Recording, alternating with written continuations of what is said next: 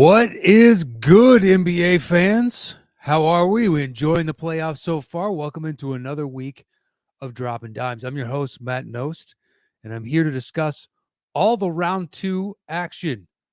Here's where we stand right now with games to play tonight. We've got Milwaukee and Boston knotted at 2 games apiece. Golden State and Memphis is 3-1 in Golden State's favor. And then it is 3-2 for the Miami Heat over the Philadelphia 76ers and 3-2 with Phoenix over Dallas. That's where we stand right now. And we're going to break down the action from last night's games. And then we'll shift over to the other 2 series and then kind of, a full-on discussion. Depending on time, we'll get to everybody that jumps in and joins on the chat. But we'll start with last night's 2 games. The first of which was Philadelphia and Miami. And this was an absolute drubbing. Miami goes up by double digits in the first quarter and holds that through to the end of the first half. They're up by 12. And in the third quarter, they add to that a little bit. And in the fourth quarter, they just blow the doors off the game. I mean, it was an absolute ass kicking. And then it stands, I mean, it was a 35-point win for Miami. And the discussion in the talking head sphere is that, it started with Barkley at halftime and it continued on through, and you see it quite a bit, that Embiid was so focused on losing the MVP race that he was just taken out of it mentally. He had a piss poor first half, and the Sixers couldn't hit a shot. And but it stands that it's all Embiid's fault. He needs to get his head in the game. He's so focused on the fact that he lost to Jokic in the MVP discussion that it ruined his night. And now there's pushback from people saying, well, that's not it.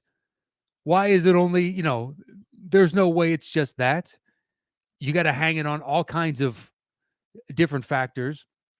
But it's definitely not, Embiid focused on losing to Jokic in the MVP race. And I think it's got to be a little bit Embiid focused on having lost, even if it's just 1% of his performance last night, because there are times in which we say, oh, well, they got snubbed, and then they come out and they have a good game, and you're like, well, they were motivated by that being snubbed. So why can't the inverse be true of that he was disheartened and dejected by the fact that he lost and felt that he was the best player in the league and there's nothing else he could have done. He's in incredible shape. And perhaps, I mean, I think there's a small percentage of that. I think you have to give more credit to, the sheer number of injuries that he's playing through at this point. He's got a fracture in his orbital bone on his right eye, and he's wearing a mask for that. His shooting hand, his thumb is all messed up on that. He went careening into the crowd to try and save a loose ball and got up and was wincing and holding his back. And the rest of his team couldn't hit a shot by and large. But I think Embiid is out of rhythm, for those physical maladies that he's dealing with. And then also, you got to give credit to Miami's defense. They're fronting him on entry passes. And then as soon as he gets the pass, if his teammates manage to get him in, Miami is shifting over another defender underneath.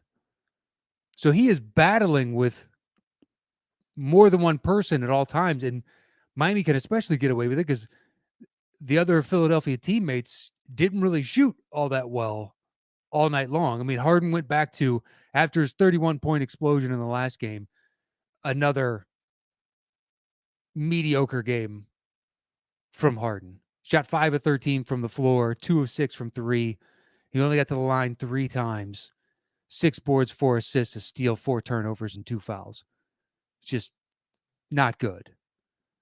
And it's not as though Embiid dominated, 7 of 12 from the floor, but still, compared to his teammates, a much better shooting percentage. And it looked like the Miami Heat had just taken the Sixers out of the game mentally. The Sixers looked lethargic, like this was a meaningless regular season game. The only person that seemed to be playing with a lot of intensity when I was watching was Tobias Harris, and he still shot 5 of 14 from the floor. So it's not like he was carrying them, which he had done in the game previous. But Embiid, if the Sixers are going to no-show like this, and they had a bad night, it happens in the NBA. But your better teams are more resilient. I mean, look at the last Golden State Memphis game, which we'll get to. Golden State started off just shooting the ball so bad, so poorly, and everything was playing into Memphis's hands. And then in the fourth quarter, everybody got right. Now the free throw line helped Golden State, but we'll get to that in a little bit. But in this one, I mean, just Miami's getting production from numerous guys, even with Kyle Lowry out. They're shooting the ball really well. Max Strus was going to put his stamp on this game, hit some big threes, a couple deep ones, went 4-10 from 3 overall. And I think Miami's also, benefiting from having the luxury of someone like Oladipo, who slowly playing like a junior version of his former self, coming in off the bench and being able to have another playmaker out there, especially like when it's him and Hero. Well, you got two guys out there that can play make and move around with and without the ball and make cuts and whatnot. But it's a game like this where the depth of Miami shows out, because if they by chance they don't have someone shooting well, they have enough depth where they can hopefully make up for it in the aggregate. But it didn't really affect Miami in this game because by and large, everybody shot really well. I mean, your shooting percentages were 60% for Butler, 67% for Tucker, 7-10 for Gabe Vincent, 57% for Adebayo, almost 54% for Strus, 50% for Hero, 50% for Oladipo. And then once you get into the guys that played fewer minutes, Duncan Robinson, 33%, Dwayne Dedman, 20%, Caleb Martin, 20%, Yurtsevens, 67%, and Highsmith, 100%, 2 for 2 from the floor. But those last 4 guys played 12 minutes apiece or less. And that, they were in late in game when it was the fate of the game overall had already been decided. But I mean, credit to Miami. They're moving the ball around. They're trying to find the open man. They shot really well, but they also got some more corner threes than they had been getting. They led the league in 3-point attempts from the corner over the course of the regular season. And so far through this early part of the Philly series, Philly was taking that away and doing it quite successfully. And Miami managed to shift back, and then because they're hitting from so many other places, you can't just station guys down in the corners to take out the corner threes. So it opened it back up. You saw like PJ Tucker get back to PJ Tuckerness and hitting those corner threes. And, Miami got into what they've consistently done throughout the course of the season. They also did, they're the number one team at getting the opposing team to shoot in the last 6 seconds of the shot clock. During the course of the regular season, they managed to get the other team to do that 17% of the time, which led the league by like 1.5 to 2 percentage points, which is a decent amount by the end of the season. But forcing teams into bad shots, and like in the previous game, they were getting that as well, but Philly was just hitting those shots. Contested long threes, James Harden suddenly looking like 3 years ago, a little bit ish, James Harden. Um, but Philly, it's like, I'd love to see this series go 7 games, but at this point, Embiid is so beaten up. And we saw what happens when he's not out on the court. They have no chance. And last night he looked extra hobbled. He took another shot to the face, which was inadvertent. I think it was Deadman went to swipe at a rebound and hit the ball into Embiid's face, and Embiid went down. And, it's that makes that fracture of his orbital bone all the more tender. Uh, I mean, that's got to be so painful because there's not a whole lot you can do except just let it rest. You can't get surgery, but there's no way he gets surgery in the middle of a championship push. So just playing with that mask on. Uh, but credit where credit is due. Miami came out, had a game plan, executed it well. Their defense looked stifling, and they're hitting their shots. When you're hitting your shot, I mean, it's kind of been that back and forth in this series to some degree. It's like team A is hitting their shots tonight and team B isn't. And then we go to the next game and team B is hitting their shots and team A isn't. Although, if you could more so point to the on off for Embiid. He's gone the first 2 games. Miami looks like world beaters. He comes back and then suddenly Miami has their hands full. But if he's not at 100%, or he's never going to be at 100% in this series or the rest of the playoffs. But if he can't play some facsimile close to that, Philly has no real shot. And it's unfortunate to see because Embiid, given his injury history, his window is only going to be so large. I mean, I'd love it if he was a, LeBron-ish, although no one's ever going to be like LeBron, but where the window of your prime can be extended through diet, exercise, modern medicine, and you can go beyond that. But given, the totality of his injuries over the years, it just doesn't seem like his body's going to hold up for that many minutes, that many games, that long of a career. So to see it flame out potentially again, I could easily see Miami coming into Philly in game 6 and closing this out. So we shall see. But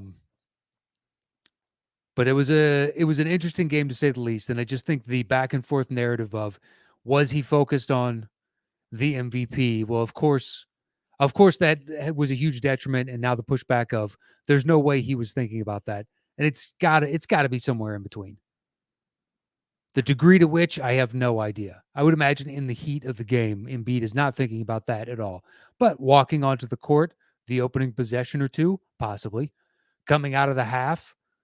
And starting the second half and didn't have a good first one and in your head and be like, well, if I'm MVP, shouldn't I have a better first half and a big pivotal game 5? I mean, you heard the stat over and over again for all these game 5s. Whoever wins game 5 wins the series 82% of the time, which I heard that on both of the broadcasts last night. And we will more than likely hear it again tonight, at least in one of the 2 in the Milwaukee and Boston series. The Golden State one, I can't imagine they're going to be doing that because if Golden State wins game 5, series is over at that point. But, the next one it's going to decide quite a bit for Philly. Because will it be another year where had they won this series, they could have gone on and won the next one and made it to a finals? I don't think it's set up for them quite the year that Toronto won it all. Because I think had that game even gone to overtime, I think Philly wins that game. And then assuming Golden State suffers the same injuries, Philly has a championship right now. Because if you go back and watch that Toronto game, every other teammate was deferring to Kawhi because nobody wanted to shoot it. The moment seemed too big for all of them. But yeah, That game 5 is going to be something legit. I can't wait for it. Or no, pardon me, that game 6 rather. All right, moving on to the other game of the night. Another blowout. It was a night of blowouts for both sides. Phoenix wins by 30 over Dallas. 30. So going into the half, it's a close game. It's a 3-point game in Phoenix's favor. But after that first quarter, it's like Mavs are holding their own here. They've got the lead going into it. The ball movement looks really good. Guys are shooting well. And Phoenix, isn't answering the call. They're only down by 3, but it looked like, all right, Dallas has this right now. We go into the half. Phoenix has wrestled control. They go up 3. And in the third quarter, they just come out and blow the doors off of them. And watching it for Dallas, it seemed like a tremendous amount of, all right, Luka, you go. Now Brunson, you go. Now Luka, you go. And just this back and forth and back and forth. Whereas in the first half, the ball seemed to be moving a little bit more freely. Now I realize the offense is designed around Luka to determine what the most advantageous move is at any given time. But if your teammates are standing around possession after possession after possession in the playoffs, it makes it much easier to game plan for you. And there was a couple times where it got incredibly late in the shot clock, and Luka had to do a desperation pass over to Maxey, and Maxey had to launch. I remember 2 distinctly. He had to launch a ridiculously long contested 3, not even open, contested 3, and neither went in. And that to me was kind of a microcosm of where the game ended up. Phoenix is out. They're running. They're dominating in the paint. They're crushing them on the boards, which is to be expected. And if I was Phoenix, I would lean into that even more. I just keep feeding Ayton the ball and be like, throw, Powell and Kleba and whoever else at him, and let's get them in foul trouble and just keep taking advantage of this matchup over and over and over again, especially on those little turnarounds in the mid-key that Ayton has. Looks silky smooth every single time, but Dallas has no interior presence, and Phoenix has depth, unlike last year, at that center position. You can plug in JaVale McGee or Biyombo and get good, solid minutes out of them to give Ayton a little bit of rest, and Dallas still doesn't have an answer. I mean, they crushed him on the boards again. And offensive rebounds and just those second chance points. And Phoenix looks like a well-oiled machine. Although Luka, after the game in the tunnel, if you saw the clip, was just like, yeah, they talk a lot of shit when they're up a lot, by quite a bit. And I think you can see it at the post-game presser of the early part of the season when reporters asked about just pick and roll and Luka to death. And they asked the question to CP3 and Book, and they had this coy smile between the two of them, and then gave the politically correct and coached answer of, we're just out there running the offense that the team designed and trying to take advantage of the game plan and et cetera, et cetera, et cetera. But the look between the two of them was exceedingly telling. And then after they had no answer for Luka, the look on their face was suddenly, wiped off. So perhaps Luka's assessment of, they're great at front running, but get them down a little bit, and they don't take a punch in the mouth too well. I just don't know when the Mavs devolve into this extreme ISO, and the Bucks are suffering through this a little bit as well right now, especially in that last game. But when two guys are taking 60% of the field goal attempts for a team. Like between Doncic and Brunson, that's 40 field goal attempts out of 71. That's a shitload for two guys. And if they're not lights out, now they shot relatively well. Luka 43% from the field, but 2 of 8 from 3. And then Brunson was 53%, but 0 of 1 from 3. But there's not a lot of oxygen left in the room for anybody else. You know, the next highest shot total for any of their other teammates was Dorian Finney-Smith at 2 for 6. Yeah, Reggie Bullock 0 for 5, Maxi Kleber 1 for 5, Bertans 3 for 4, Dinwiddie 0 for 3. That's a killer. Ntilikina 1 for 4. Trey Burke, now the garbage time minutes that are kind of meaningless. But those two guys are taking all the shots for their team. And there are certain nights where you're going to have a game like that from your star player. It's like nobody else is feeling it. We need you to continue to shoot. But it's been fairly consistent in this series and most others that Luka is going to get up 20, 25, 30 shots. And I just think that's a recipe for failure long term in the playoffs. You know, you need to trust your teammates. The stories of Jordan once he finally started winning at the highest stage was that Phil Jackson pulled him aside and they had a discussion about the fact that you can't shoot the ball every time. You have to get your teammates involved. You have to pass the ball around, even if it's just to keep the defense honest. But I don't know. We'll see, the adjustments on the next game. Kidd is proven to be a better coach than I anticipated just because we had seen a previous track record of maybe it's just not in the cards. But Monty Williams designed a good game plan and, their guys were hitting shots. It does make a difference. As simplistic it is to boil it down to one team was making their shots and the other team wasn't. But it's like that plus all the little things. Phoenix wins the rebounding game. They commit fewer turnovers. They're hitting, more shots overall. Now they did get fewer free throws by a decent amount, 27-16 overall in favor of Dallas.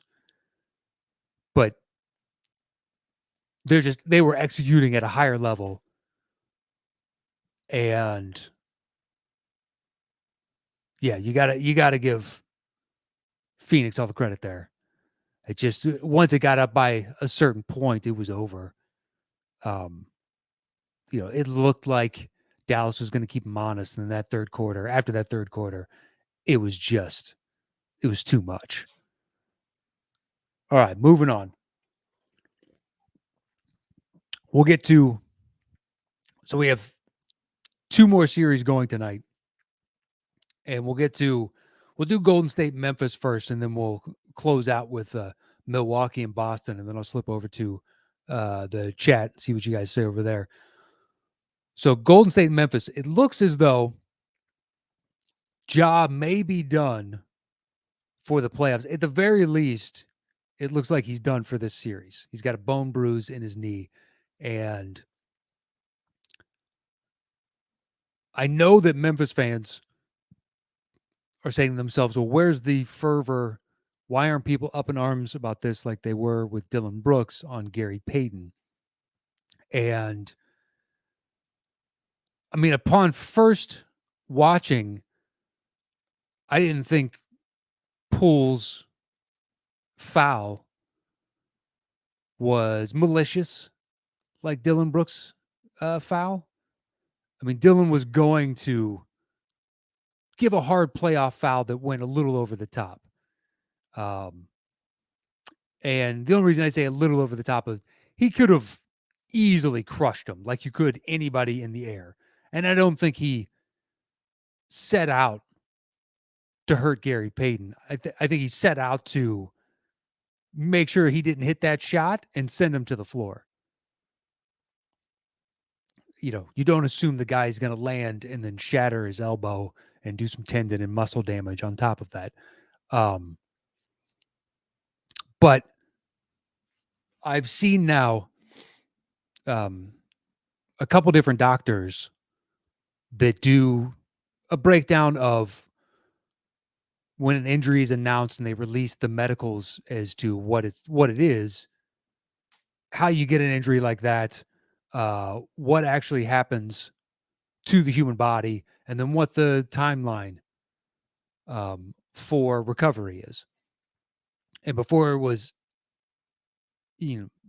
basically before we got he was out for the foreseeable future, I watched a couple of those, and each one said the likelihood of Jordan Poole having caused this injury seems slim to none, just because the way he's pulling on the leg, A, didn't look like he had that firm of a grip, but B, the bone bruise, the contusion that he got would have come from a different stressor, a different direction. Now, had he exhibited ligament damage in other areas on the inside or the outside, I can't remember which, that would then indicate that Jordan Poole was potentially the catalyst or the genesis of this injury. And then people started looking into clips more and more. It looked like the previous play, he came down awkwardly on a layup, and the way his lower leg impacted with his femur, that compression, I agree with the assessment there of if you have a bone bruise, that looks more like the bone on bone slamming together because it looks really awkward. And then the next play is when he started to exhibit. It was after the Jordan Poole grab, but it was the next play he was exhibiting. So I'm going to trust in their assessment, but once you watch it and you see them breaking down, if Jordan Poole's caused it, we would have seen a different injury. Seems legitimate to me. I mean, I'm not a doctor, but when you watch someone who's, knowledgeable on the subject discuss it, you're like, okay, that makes sense to me. So coming into that last game, it's like, to open, this is everything Memphis wants. Golden State shot horribly. They went, 0 for 15 to start the game from 3? I know they went 2 of 10 in the second quarter, so they finally started hitting something, 20%. But they were not they were not shooting well at all. And it's not like Memphis was lighting the world on fire. But in reality, it's like, look, you just got Dillon Brooks back. Desmond Bane has had some back issues in this series, but let's see how he does. Maybe he's close to healthy again. We saw the return of Steven Adams, which I didn't anticipate, and to not even play Tillman and reduce Brandon Clark's minutes, I found really interesting. Although Steven Adams helped them on the boards, but they got crushed on the boards again. I mean, Golden State, who has a much smaller team, has won the rebounding battle every single game. And that is purely about effort. Which is just crazy. So they put Steven Adams back in, and you're getting fewer minutes for Clark, who has been one of their best players consistently. Now, maybe the thought for Chinkins was Clark is only effective when you got Ja out there because Ja is creating so much pressure on the defense that when they collapse down, he can kick out to Clark for an easy cleanup within 5 feet of the rim. But the same could be said, I think, on some level of Adams. It's not like he's stretching the floor. The Tillman not getting playing time. Well, if you're going to make the choice for Adams, okay, you sacrifice the Tillman minutes, even though Tillman had started previously in this series and beginning like the past 5 games and been getting a decent amount of minutes. But okay, if you're going to make an A-B switch there, Adams came in and really helped him on the boards, but to limit the minutes of those other bigs, I found very interesting. But Memphis just, really came down to the fourth quarter. And perhaps it's a testament to Golden State's championship pedigree, the fact that they've been in the playoffs numerous times with this core. They've obviously, won championships, and they've gone deep into the playoffs, and they know that it's a 4-quarter game and it's not over until the very end. But, you know, they were not shooting well at all through the first 2 quarters for sure. The third quarter, Golden State started to turn around a little bit. They shot 40% from the field and 33% from 3 on 3 of 9 shooting. But it's the fourth quarter where they shot 58.8% from the field and 50% from 3. They go to the line. Now here's the killer. They went to the line 17 times.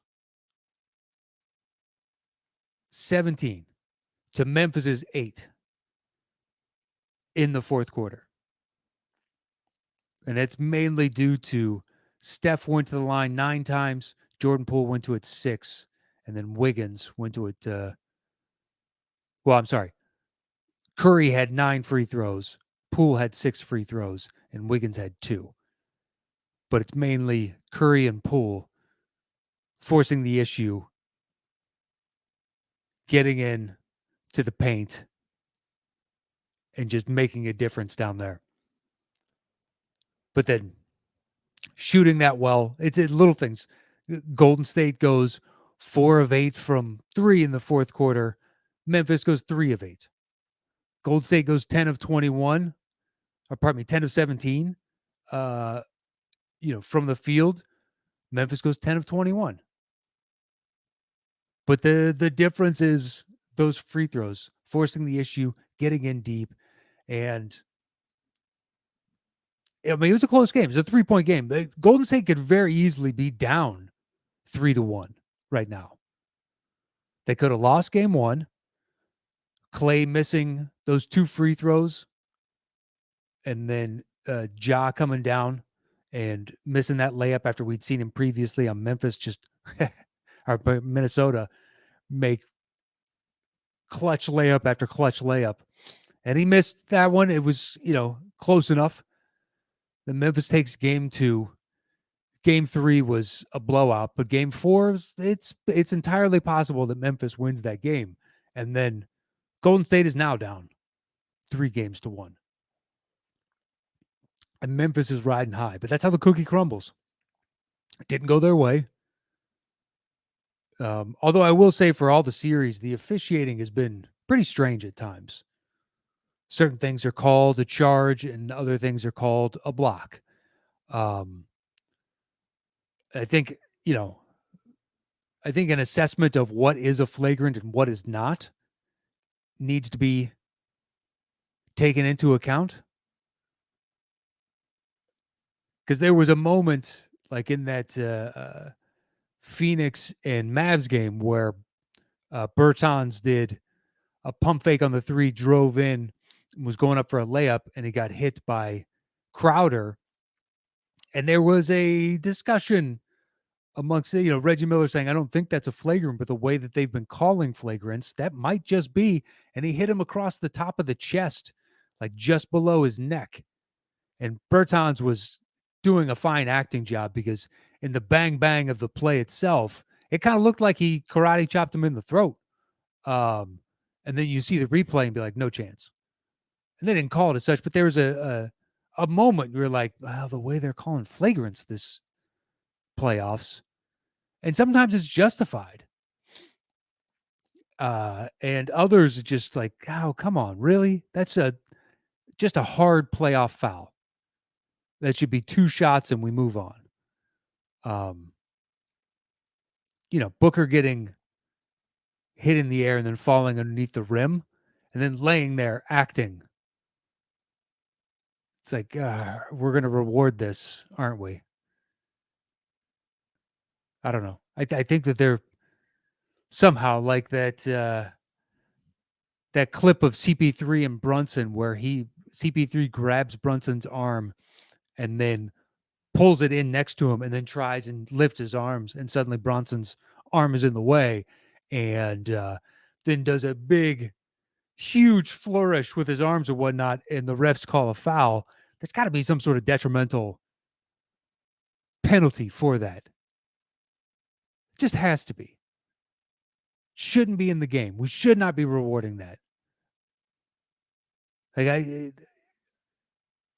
think whatever the max penalty that you can get away with without going to arbitration, I think should be leveled against a player and being able to do it numerous times in a game.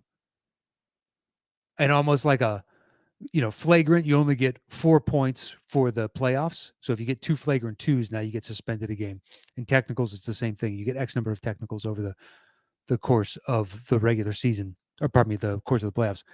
I think the same thing should be flopping, or that type of CP3 action where you're instigating the foul and then acting like you've just been snipered from the top row. Yeah, I think it should get severe and severe and severe to the degree that maybe you don't get suspended, but you lose your game check. Or in the playoffs, the further you go, you get, bonuses and whatnot. You lose a portion of that bonus. So if the series goes 7, you lose 1/7 of it, or if it goes 4, you lose a quarter of it. Just to really get this crap out of the game. But yeah, the officiating has been weird at times, where you're like, okay, this time it's a block, but last time you called that as a charge, and it's a tough play to call in the moment because it's just happening so fast, and you have to determine if a defender has at least 1 foot stationary and they're not leaning into a guy, like trying to pivot their body or lean their body into the direction to get extra contact, even if it's ever so slight. So it's not like it's an easy call, but the consistency has been pretty all over the place. But anyway, Phoenix was my choice coming into this series. I still think it's Phoenix's to lose. They just have more depth, and they're not entirely reliant on one person. So if Book has a bad game, well, they still have CP and Bridges and Cam Johnson and Ayton, and you can go on down the line, and a few more players that I trust just to get you a couple buckets here and a couple buckets there. Whereas Dallas, like if Doncic has a bad game, then you really need Brunson to play great. And if Brunson just has an okay game, like they really need Spencer Dinwiddie to step up. And not to say those guys can't, but we've just seen that more consistently from Phoenix over the course of the season. When CP went out and Book went out, the other guys stepped up. But B, knowing that they've made it to a finals with this group, you just have more faith in them. But I think Phoenix takes this. And as for the other, series, I think Miami takes that one and Golden State takes the other. I mean, it's all kind of unsurprising if you've been watching the games. Whether or not Golden State can close out tonight, I think they've got a shot. Given that they're the number 3 seed, this game is at home for them. And Memphis has come in there in the past, but without Ja, they have to rely on Golden State getting another piss poor shooting performance and managing to maintain that piss poor, shooting performance for 4 quarters. And just seems like the likelihood of that is not in Memphis's favor. All right, so the last series, and probably the closest of all the series, is Boston and Milwaukee, which is knotted up at 2 games apiece. And in that last one, Milwaukee, it looked like it was theirs. Watching that first half, you're like, all right, Milwaukee's setting the tone, taking it to them. It's a 1-point game going into half with Milwaukee up by 1 at that point. And then third quarter, Milwaukee comes back out, adds to that, where they go up and they're up by 7 going into the fourth. And you're like, here we go. And in the fourth quarter, Boston outscores them by 15 points and wins the game by 8.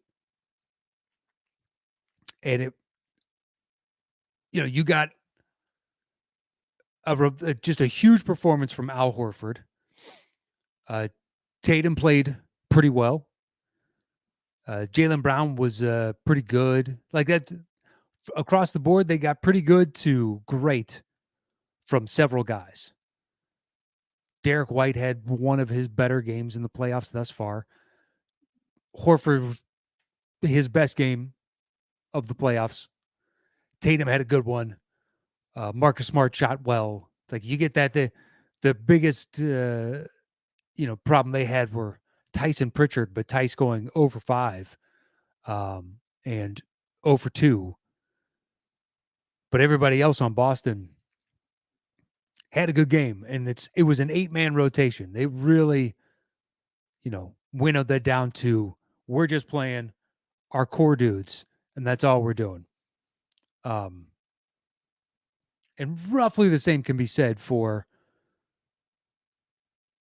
Milwaukee. I mean, they put in their bench at the end of the game, but they just played their 8 guys. I think the most disconcerting thing, and Van Gundy has brought it up on the broadcast over the course of a couple games, where Boston is content to watch Giannis shoot from 3. And he went 0 for 4 in that last game. But I looked it up. Over the course of the playoffs this year, he's shooting 14.8% on, I want to say it was 27 attempts. 14.8%. So last night's 0 for 4 game is roughly about what he's doing from 3. And he's getting, 2 to 5 3-point shots a game.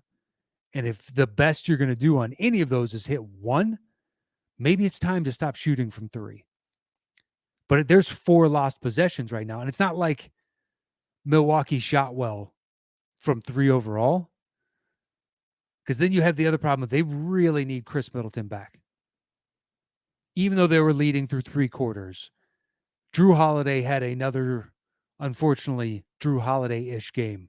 And I really think he shot the ball 22 times. He went 5 of 22 to shoot 22% overall. And the fact of the matter is, that's kind of common for Drew. Like, I would rather see them go to Lopez that many more times because I trust Lopez.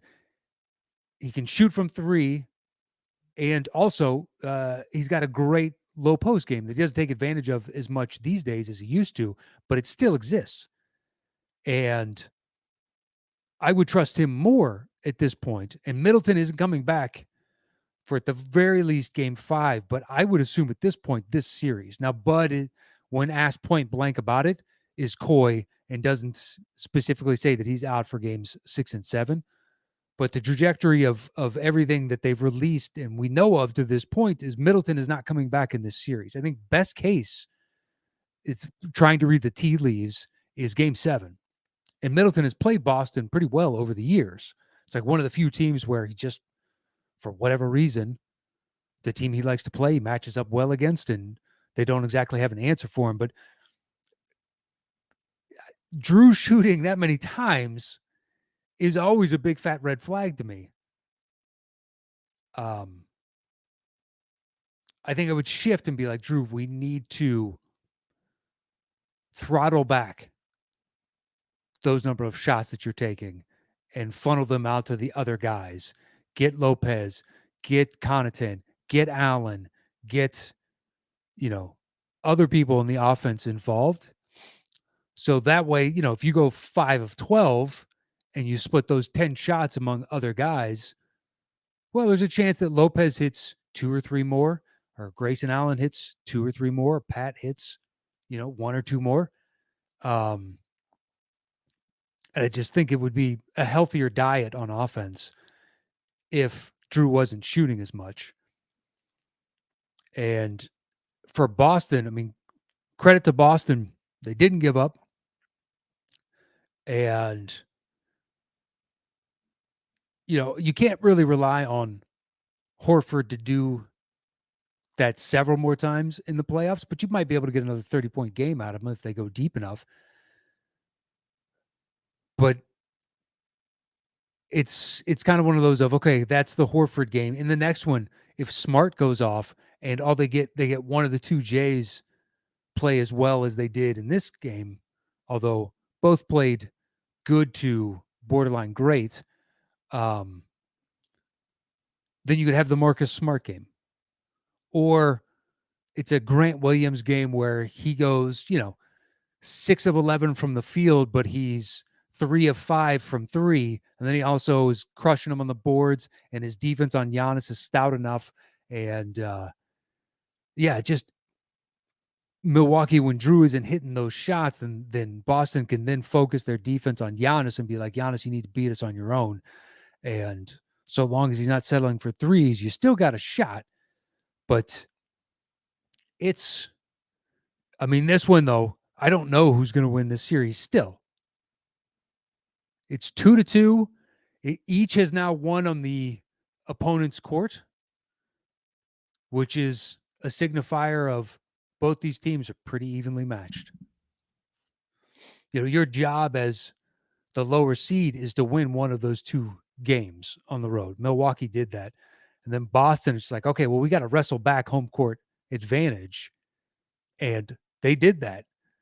And now we go to Boston in this next one. Now Boston has to win on the road.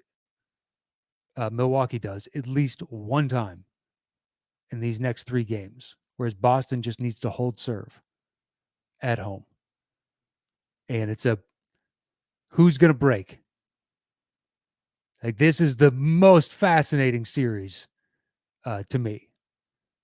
The last matchup, it ended up being, Boston was in my initial rankings. Boston and Nets were first, and then Minnesota and Memphis were second. But it ended up being Minnesota and Memphis was the most wildly entertaining to me.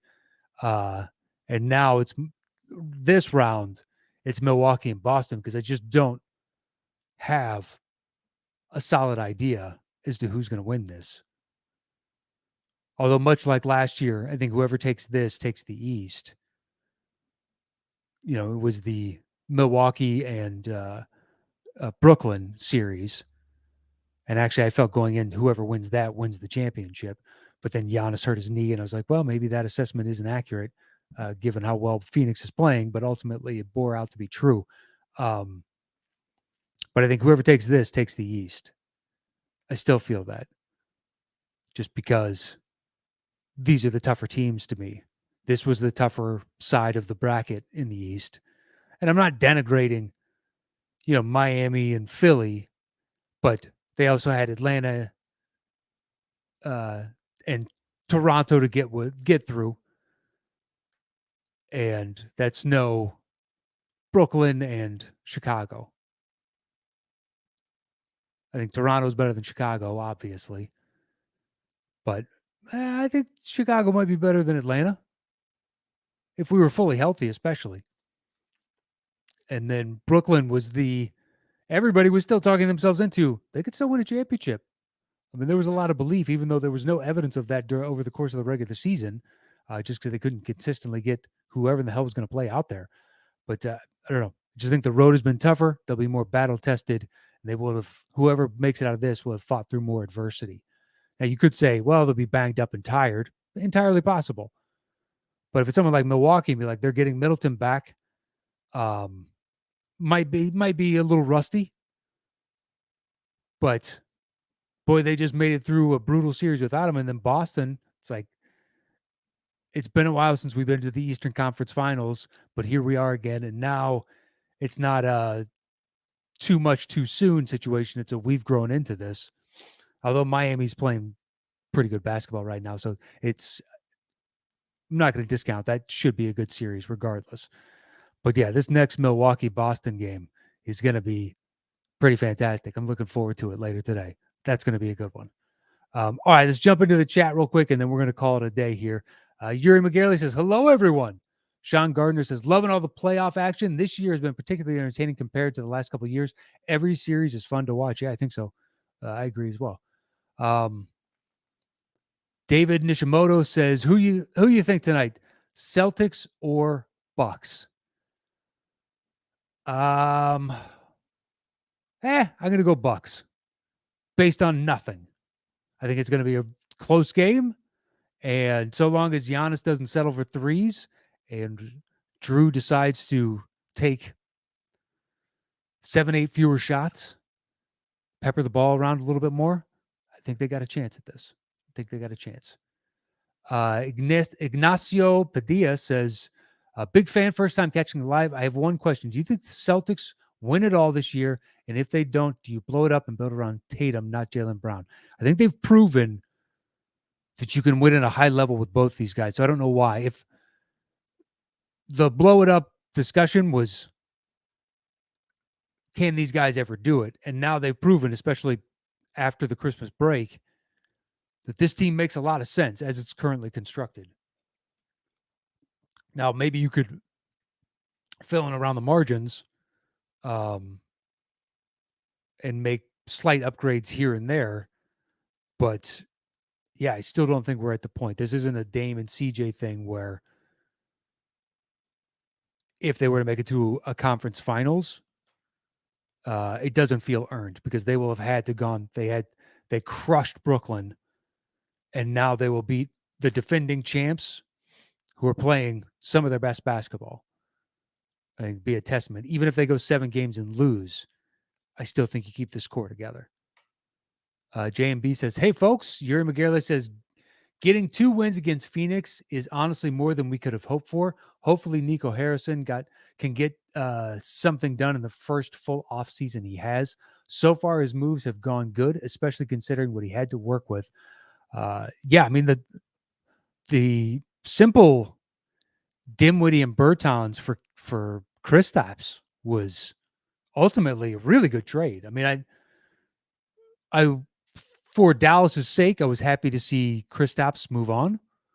But I was questioning because the length of that Bertans contract and at that number, it just hasn't really paid the dividends that was anticipated when you signed him or when Washington signed him.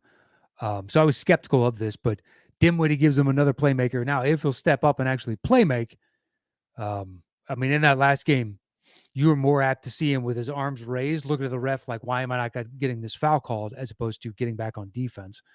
It seemed like he was doing that every other possession where he'd lose the ball, Phoenix would get a steal, and then he would stop and just look at the ref and be like, you gotta keep playing. It's fine if you do that every once in a game because there are moments when you'll be shocked, but if you're shocked every single time, then you're the boy who cried wolf.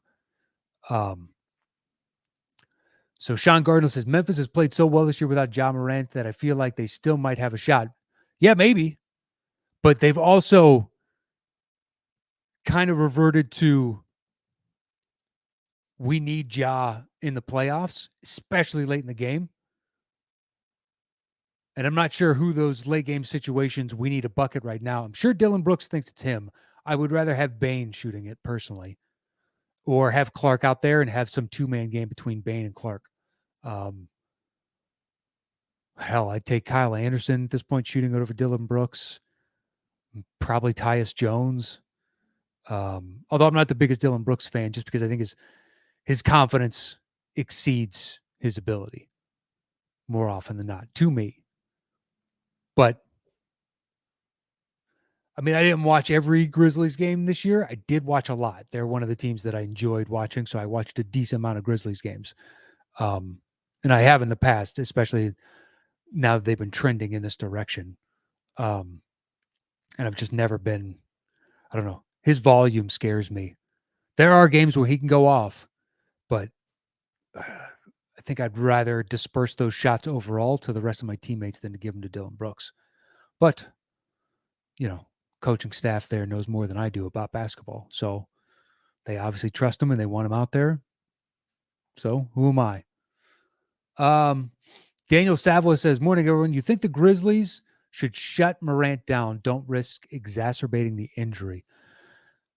I think you shut him down for game 5. And if they win game 5, maybe keep him shut down for game 6. It just depends on how bad that bone bruise is, but you don't want to do any long-term damage because the future's so bright with him. That's why I'm kind of fearful with Embiid. You've racked up 2 pretty serious injuries. I don't want to see you get hurt and then fully alter the trajectory of your career. Jay Cleveland says, have you heard the theory that players get hurt more today because their bodies aren't conditioned and used to the rougher play like 80s and 90s basketball? Yeah, I could see that. I could also see that maybe some of those injuries from the 80s and 90s weren't diagnosed because we didn't have, guys would have been concussed and played. And now you have to pass through concussion protocols. Also, guys have to run more now than they did back then, because you have to guard against 3-point shots.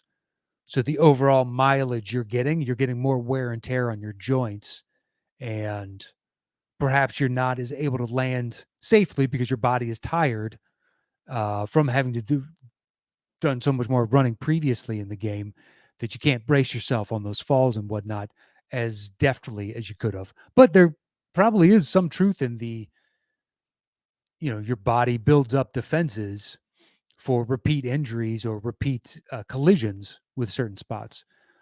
It's kind of like in tennis players, whatever their serving arm is, the bone density on that arm is, I believe it's twice what it is on their off arm through repeated use and the body calcifying and building up the strength of the bones on that arm so it doesn't break because it's just going through so much torque and pressure. J&B says he thinks that the nutrition, physical training, and medical technology is better than ever, though. And J&B talking about some of the flopping that I brought up, that he's a soccer fan. All right, a little discussion, inter-chat discussion about the flops. So let's see. So JMB and Yuri McGarley, I'm assuming that's all inter-chat because I don't have the time to read through all of that. Because it'd just be kind of dull for those listening or watching. So I'm just going to assume that the bulk of that back and forth was inter-chat discussion because that's what it kind of looked like. JJ Davi says, now that Embiid disappoints, what was the biggest playoff played through injury performance? I wouldn't say he disappoints. I mean, it's pretty impressive that he's got a broken orbital bone and his hand is completely fucked. And on his shooting hand, he's got ligaments and I believe a fracture of his thumb, his right thumb on his shooting hand, which is his right hand. It's really impressive that he's pushing himself through this. But I mean, this is pretty big. The all-time, I don't know. I'd have to sit down and think about it. So J&B pointing out I don't mean he's quoting me saying, I don't mean to disrespect, but, and then proceeds to disrespect. Who did I do that about specifically? I can't remember the distinct. I try not to do that to Stephen A. No disrespect. And then says something just brutally terrible.